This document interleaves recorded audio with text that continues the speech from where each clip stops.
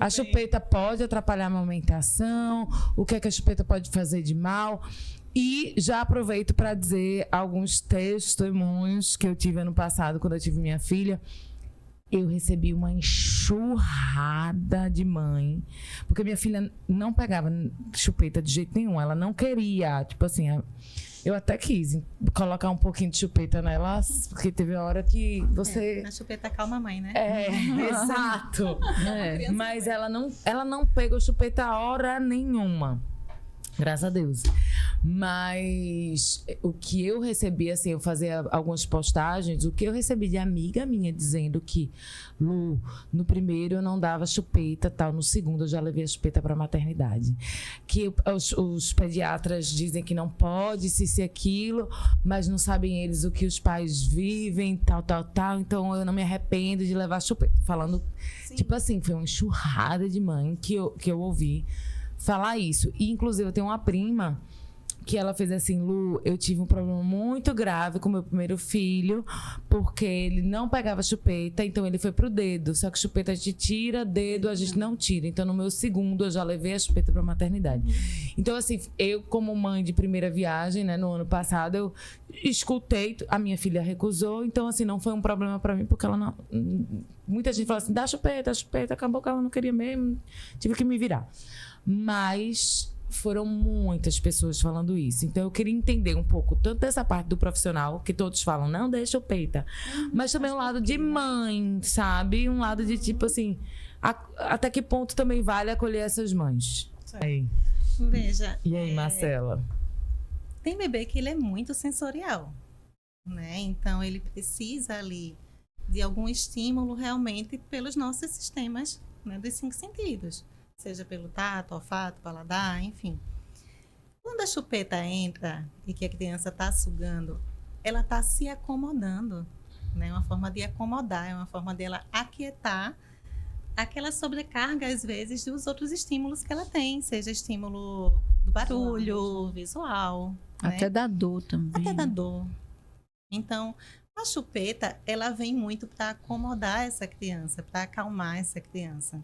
Quando a gente já trabalha com a gestante, né? Desde o comecinho ali do pré-natal psicológico, que a gente faz em paralelo ao pré-natal ginecológico, a gente já vai orientando quanto ao estímulo sensorial desde a barriga. Então, uma música, algum estímulo que a criança, ao sair da barriga, ela já reconheça também, já se acalme aqui fora. Tipo, existem outras formas de você acalmar o seu bebê. Isso. E aí, esse estímulo...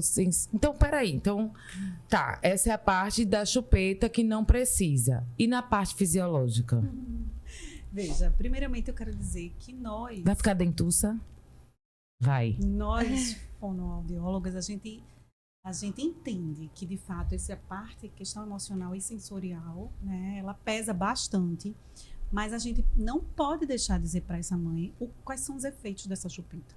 2, a gente não falou da mamadeira, é praticamente a mesma questão. Porque a chupeta vai chegar nesse momento de amamentação, de peito, de mamadeira e de chupeta. Então, ela vai estar com agora 3 bicos. O mamilo, a mamadeira e a chupeta. Imagina para o cérebro da criança aquela harmonia toda que eu acabei de falar dos músculos. Eles estão se adaptando e aí ele vai ter que estar se ajustando a cada bico, tá? E a outra questão é a questão orgânica mesmo, né? O bebê, ele está em formação. Então, imagine que o crânio, a cabeça, tudo, a cavidade oral, está toda em formação. Então, eu costumo mostrar, né, no consultório, que quando você coloca um bico, seja ele mamadeira, e aí, não pensando na questão do mamilo, que é flexível, mas um bico de mamadeira ou de chupeta, a tendência é o palato abraçar esse bico, e aí ele vai ficar um palato estreito e ogival, abraçando mais esse bico, porque ele está em formação. Né? Ele não está já todo perfeito. Então, ele vai ficar mais fundinho e vai ter uma dificuldade nessa questão da língua levar. Lembra que eu falei que tem que levar para pressionar palato, para acontecer a força da sucção?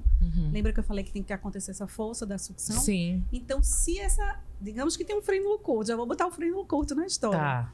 Tem um frênulo curto, você está dando o bico, ele já não está com essa dificuldade, ele já tem essa dificuldade de mobilidade. E aí você está colocando que está modificando esse palato. essa sucção já vai ficar muito mais comprometida, porque esse palato já está diferente. Para chegar lá, essa língua no palato já vai ter dificuldade por ele estar estreito e ogival, né? E aí, quando você falou futuramente em relação a ficar convergente, que a gente chama, que é essa protrusão de arcada superior, né? E aí a gente chama da mordidinha aberta. Não sei se vocês já viram, que é um arcozinho mesmo que a criança tem, que é justamente... Se você medir, se você for lá medir, é mais ou menos o tamanhozinho da chupeta que está sendo colocada. Sim. É um pouquinho menor, mas não deixa de ser. O trabalho vai ser muito maior depois, né? E aí os pais ficam achando que a gente está falando só da questão estética. Não se trata só, que aí eu deixo para o ortodontista falar, tá? É uma questão realmente já desde cedo, desde a sucção. A fala futuramente, porque a tendência quando tem essa mordida aberta, a criança, já virou criança falando assim, que a gente chama de ceceio. Que eu pensava, inclusive, que era por conta desse frenozinho. Também, também mais ou menos, porque uma vez que o frênulo é curto, não tem como estar botando muito pra frente, tá? É frênulo que fala frênulo. Frênulo, mas popularmente as pessoas chamam de freio, mas o correto é frênulo. Entendi. E aí, essa mordida aberta, né, é quando essa criança, ela vai projetar mais essa língua, a criança do frênulo normal, tá? Ela vai projetar mais essa língua e ela vai futuramente ser uma criança falando assim, por conta desse espaço que já é fácil, já... Então, ele desorganiza essa harmonia que eu acabei de falar.